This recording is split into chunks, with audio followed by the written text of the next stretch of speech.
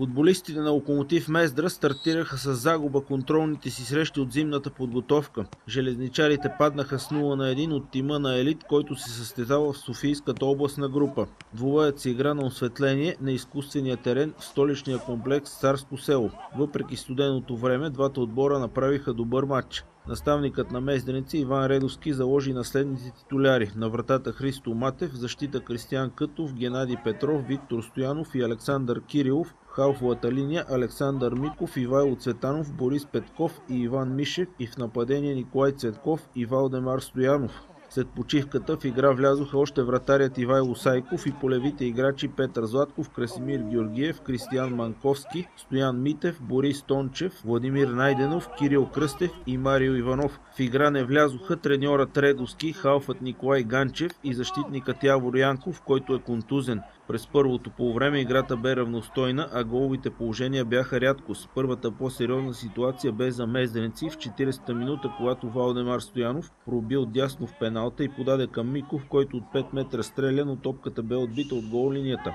При последвалия корнер отново Миков оставен непокрит, би с глава, но топката мина покрай гредата. В самия край на полувремето една отбита топка попадна в нападател на гостите в съмнително положение за засада. Той напредна сам в наказателното поле и с диагонален удар покрай вратаря Матев вкара за 1-0. През втората част мездреници бяха по-активния отбор и изпуснаха редица голови положения. В 52-та минута Красимир Георгиев изведе Борис Петков на удобна позиция. Той стреля, но вратарят на Елит спаси. Малко след това Манковски отправи силен удар, който отново бе отразен. Георгиев също от удобна позиция би над гредата.